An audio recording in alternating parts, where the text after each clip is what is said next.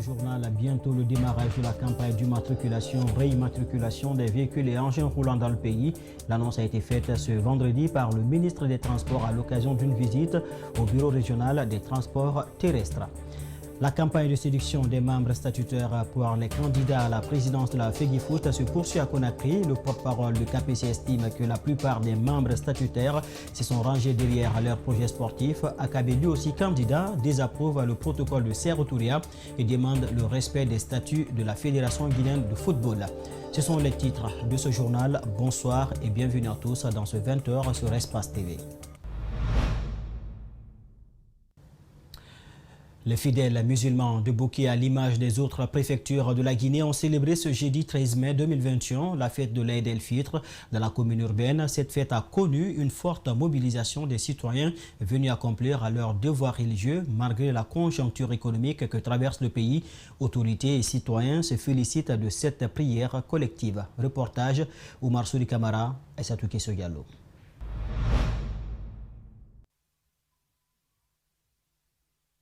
C'est aux environs de 9 h que les fidèles musulmans de la commune urbaine de Boké ont rallié les différents sites pour la prière collective de l'Aïd al-Fitr. Pour les autorités préfectorales, c'est un ouf de soulagement de prendre part à cette fête religieuse en compagnie de leurs co-religionnaires. De passage, ils se sont félicités de la quiétude et le respect des mesures barrières tout au long du mois de Ramadan. Qui est de remercier le Tout-Puissant Allah qui nous a donné ce jour.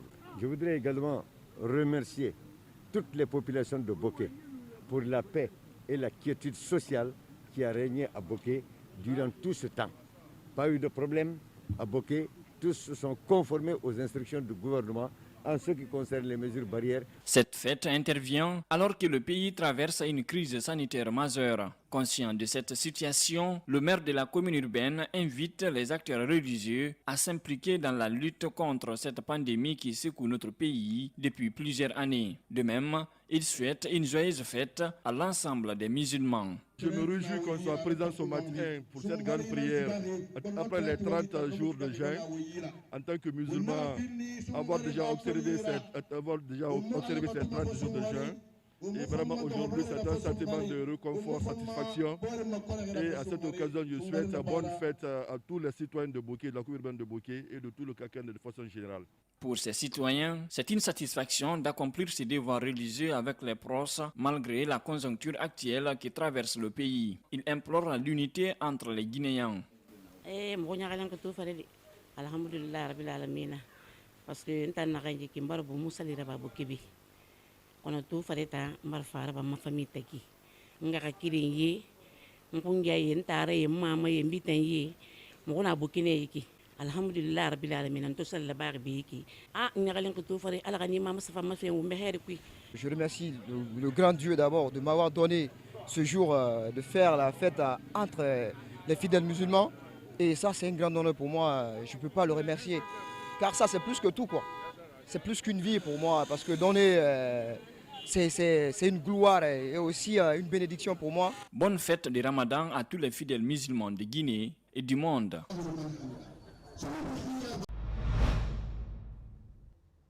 Et puis, le jeûne des 6 jours après le mois de Ramadan est l'équivalent à jeûner toute une année. Ainsi le confie le prophète Mohammed, paix et salut sur lui. Et dans le Saint-Coran, ces journées doivent aussi être l'occasion pour les fidèles de faire des prières et des sacrifices. Cependant, ils ne sont pas obligatoires. Comment doit-on suivre le jeûne pendant ces 6 jours et quelles sont ses vertus? Dans le reportage qui va suivre, les religieux donnent aussi des conseils aux fidèles qui changent de comportement dès après le mois saint de Ramadan. Al-Sidi Bari, Yacouba Traoré.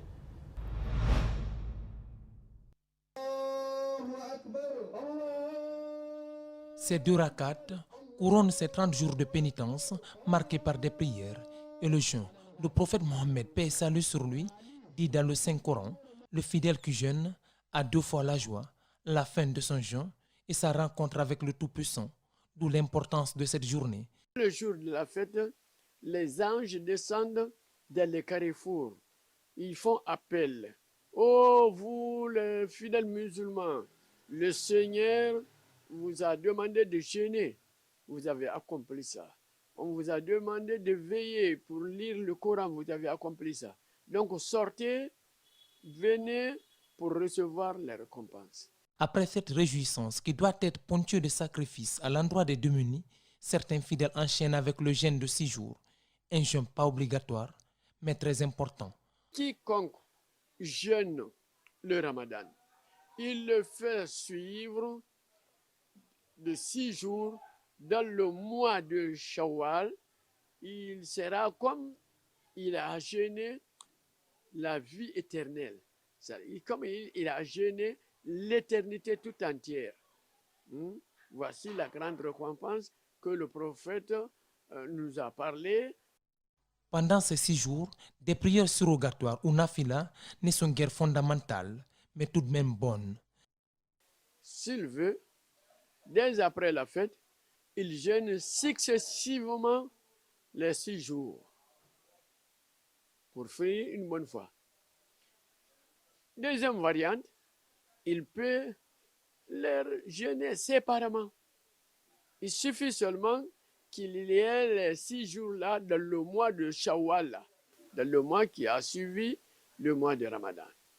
Ces 6 jours devront être également consacrés à la prière et aux invocations pour que la paix règne dans notre nation.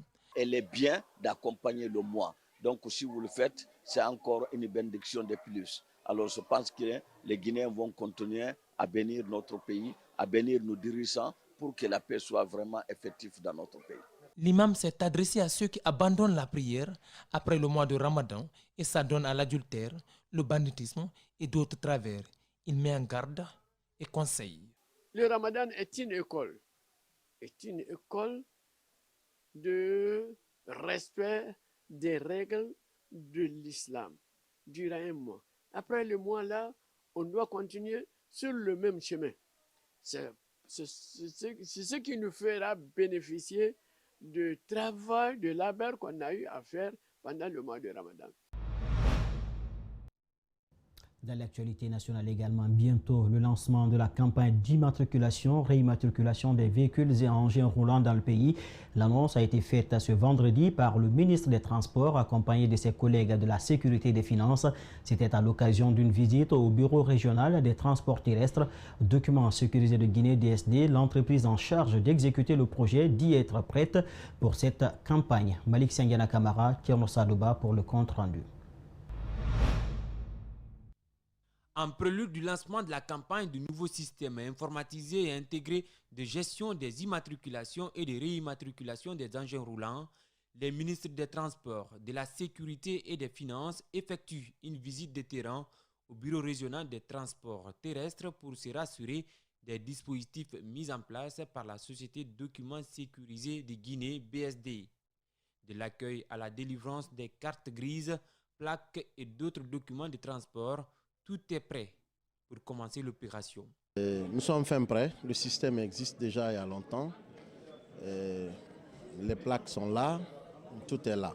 Toutes les dispositions ont été prises pour que les documents sécurisés concernés pour ce projet soient disponibles. Donc à date, nous avons 250 000 cartes grises disponibles. Convaincu de l'évolution de ce projet, le ministre des Transports annonce le démarrage officiel de la campagne de dématérialisation des documents de transport. Je me fais la permission de dire officiellement que nous lançons la campagne d'immatriculation des véhicules le jeudi 20 mai 2021 sur toute l'étendue du territoire national. Je demande donc que tous les usagers soient prêts pour se faire immatriculer. Après l'étape de la zone de Conakry, des équipes mobiles seront déployées à l'intérieur du pays pour la phase de réimmatriculation. À Conakry spécialement, on aura une équipe au Kadak, parce que l'immatriculation va concerner essentiellement le centre de Conakry. C'est à la phase de réimmatriculation que nous allons déployer les équipes fixes et mobiles. Et quand nous aurons lancé les opérations de réimmatriculation, qui est une vaste campagne à l'échelle nationale, c'est là où nous allons déployer, comme je l'ai dit tantôt, des équipes mobiles et des équipes fixes. La concrétisation de ce projet contribuera à mettre fin à la falsification des documents de transport, mais aussi à sécuriser les recettes de l'État. J'en suis très content parce que cela sécurise les redevances que les usagers auront à payer au trésor public. Nous, la police, nous facilite le travail de recherche des contrevenants, d'identification d'un certain nombre de personnes. Je crois que c'est une véritable révolution dans ce secteur. De là, les 3 ministres se sont aussi rendus à Kipé, où se trouve le siège de l'entreprise en charge de la confection des permis de conduire sécurisés. Ici également, c'est la même satisfaction. Mohamed Keita s'est dit séduit par le sérieux qui caractérise l'évolution de ce projet.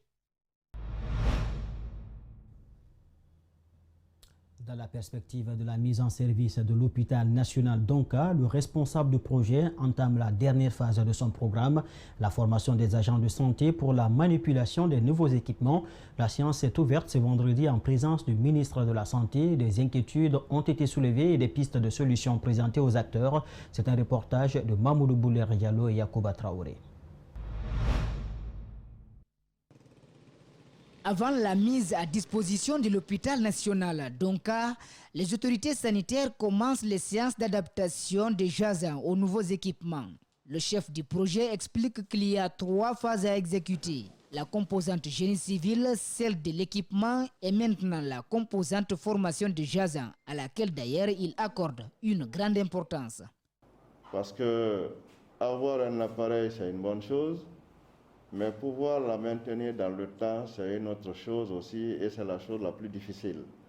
Donc si on ne comprend pas le mécanisme par lequel cet appareil fonctionne, on ne comprend pas comment l'utiliser, il va sans dire que c'est un investissement qui sera voué à l'échec. C'est pourquoi vous nous avez instruit, pendant la conception même de ce projet, que la formation figure parmi les places les plus importantes. Après les présentations et les discours, la délégation sillonne ces différentes salles pour voir ces équipements. De la radio panoramique dentaire au scanner et à l'IRM, ces techniciens ont expliqué l'importance de chaque machine. Nous sommes en face de l'appareil appelé IRM, imagerie par résonance magnétique, qui est la sommité de l'imagerie. Elle se substitue au scanner et aux différents examens. Et c'est une machine qui ne travaille pas, qui ne fonctionne pas par des rayons X. Et donc qui est indolore et qui ne génère pas de conséquences par rapport à la réalisation des examens. L'une des conditions pour le maintien en forme de tous les équipements, notamment l'IRM, et l'alimentation en courant électrique 365 jours sur 365 au risque de perdre l'hélium, et cet outil coûte plus de 300 000 €. Donc les techniciens formulent la demande auprès des autorités pour tirer une ligne spéciale de l'hôpital. La Société électrique de Guinée et de G explique qu'il faut 1,5 milliard francs guinéens pour pouvoir installer la ligne directe. Le ministre de la Santé dit avoir écrit à son collègue de l'énergie. Nous demandons l'intelligence de M. le président de la République. Et dès après ici, à partir de lundi, nous allons encore revenir à la charge pour rappeler afin que cette ligne soit installée le plus tôt pour le bonheur de ces différents appareils qui ont coûté cher et qui ne constituent pas un don. Mais c'est un prêt que les contribuables guinéens vont rembourser. Donc il y a de quoi que nous prenions toutes les mesures qui sont en la matière pour que ces appareils survivent pour une durée inestimable. Le ministre de la Santé a insisté sur la bonne utilisation de ces nouveaux équipements pour les préserver des mauvaises manipulations. Il faut également dire que des inquiétudes relatives à la manipulation des nouveaux outils ont été soulevées. L'équipe qui a été envoyée en France pour la formation estime qu'elle n'a pas eu suffisamment de temps pour maîtriser tous les paramètres. On écoute Dr Gaimoublé. Nous devrions être parrainés par un professeur de radiologie en République du Guinée. Nous devrions avoir quelqu'un qui est devant nous que nous allions consulter parce que bien sûr que nous avons été sélectionnés. Ma collègue, docteur Sako, et moi, nous avons été sélectionnés pour aller étudier sur ces appareils-là. Mais non seulement il fallait connaître le système de fonctionnement de ces appareils, parce qu'il y a une console pour le technicien qui est dans la salle ici, et aussi il y a une console pour le médecin qui doit travailler, qui doit établir le diagnostic. Donc, le temps qui nous a été imparti, ce temps était vraiment insuffisant pour étudier comment d'abord utiliser la console qui nous sont dues, et ensuite, comment aussi étudier le processus de diagnostic exact. Parce que l'appareil, il peut faire des examens correctement, mais il y a un problème de capacité de détermination du diagnostic exact, d'interprétation. Le temps qui nous a été imparti, ce temps était vraiment insuffisant, il faut le dire comme ça, pour que nous puissions maîtriser tous les paramètres. C'est pourquoi moi, à mon humble avis, pour l'exploitation judicieuse de ces appareils que nous avons obtenus, ces appareils, c'est des appareils de dernière génération, mais pour exploiter, pour tirer le maximum de profit de ces appareils, nous avons besoin vraiment d'un mentor qui est au-dessus de nous et que nous devons consulter, qui peut travailler avec nous pendant 2 ans ou 3 ans, histoire vraiment de rattraper ce que nous avons manqué au cours de notre formation. Ça, c'est très important et c'est là dans tous les domaines. Le technicien qui est venu, il est venu pour nous montrer comment ces appareils fonctionnent. Mais il ne pourra pas, la formation pour un radiologue, au moins, ça doit s'étendre au moins sur 4 ans ou 5 ans. 4 ans ou 5 ans. Bon. Et c'est de nouvelles technologies qui sont arrivées. Nous avons besoin, en tout cas, de quelqu'un qui nous parraine et avec lequel nous pouvons compléter notre formation afin que nous puissions rendre beaucoup plus service, nous puissions être plus utiles pour la population. Parce qu'il ne s'agit pas que ces appareils soient là, mais il faut qu'on les exploite et que nos résultats soient vraiment validés ailleurs. La réponse des responsables à toutes ces inquiétudes a été immédiatement donnée. Le chef du projet Boubacar Konté, le ministre de la Santé ont tenté de rassurer les médecins et sont au micro de Mamoudou Boulere Diallo et Yacouba Traoré. Dans le projet, nous avons également prévu de faire venir des spécialistes que nous n'avons pas sur place ici. Et si vous avez bonne souvenance, monsieur le chef de l'État même avait fait venir un groupe de Cubains ici qui a sillonné tout l'hôpital avec nous.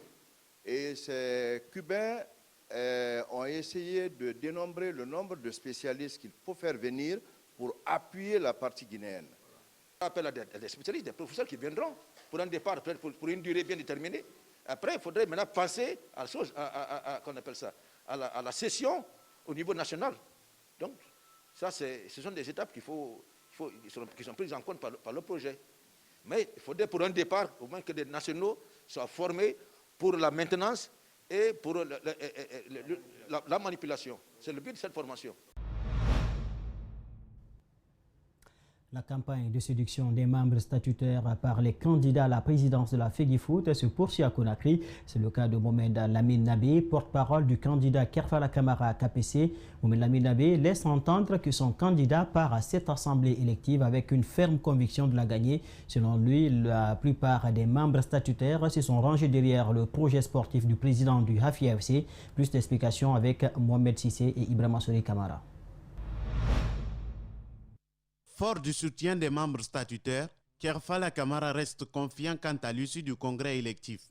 Dans son programme de campagne inspiré des manquements du président sortant, il entend améliorer la gouvernance de la FEGIFOOT. Le premier axe, il s'agit d'améliorer la gouvernance de la Fédération guinéenne de football. Deuxième axe, il s'agit de nous investir grandement dans la formation à tous les niveaux, de la base au sommet dans le football. Sans ça, on ne peut pas aller ensemble. Troisième volet, c'est la professionnalisation du football guinéen à travers son championnat. Nous avons beaucoup de volonté et d'idées que nous voulons inculquer pour que le championnat soit de plus en plus professionnel. Le quatrième point concerne le développement des infrastructures du sport. Au jour d'aujourd'hui, nous avons besoin de performance. On ne peut pas avoir de performance sans jouer. Et pour jouer, il faut des infrastructures. Et nous allons les investir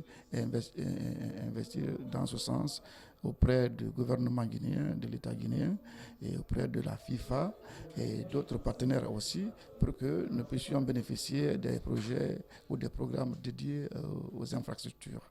Le 5e axe concerne l'amélioration du patriotisme dans notre sphère de football. Si certains émettent des doutes quant à la transparence du processus électoral et à l'implication du palais présidentiel, qui aurait un penchant pour KPC, Mohamed Lamine Nabé, porte-parole du candidat KPC, dit en être satisfait. Le processus va à bon train, à ma foi, parce que nous, de notre côté, nous n'avons nullement arrêté le processus électoral de campagne, de déroulement de notre programme. Depuis que notre candidat est revenu sur la scène de la candidature, nous avons commencé et continué à dérouler notre stratégie. Et au jour d'aujourd'hui, nous sommes avancés. On est à 80% de plans stratégiques que nous avons élaborés. Et tout se passe normalement, même si on apprend aussi les problèmes de consensus. Mais nous continuons normalement à faire la campagne pour notre candidat. Pour rappel, le congrès de la FIGIFOOT est vraisemblablement prévu ce mardi 18 mai à Conakry. Sur le même sujet, sachez que Akabi désapprouve le protocole de Sékou Touré et demande le respect des statuts de la Fédération guinéenne de football. Il est convaincu qu'il sera élu président de la Fédération guinéenne de football au soir du 18 mai. Il invite les membres statutaires à démentir leur côté mercantile que les gens leur prêtent. C'était en conférence de presse qu'il a animé ce vendredi. Vous aurez donc plus de détails dans nos prochaines éditions d'information avec Paul Fatia Tunkara et Mohamed Bangoura. Ainsi s'achève cette édition qui a été coordonnée par André Mossier-Milimo. Il a été dirigé à la régie par Lamine Sidibé et Aboubakar Fotesouma. Merci à tous de l'avoir suivi. Le prochain contact avec les infos, c'est à 22h avec Binta Chaloubobari. D'ici là, les programmes continuent sur Espace TV. Regardons mieux. Au revoir.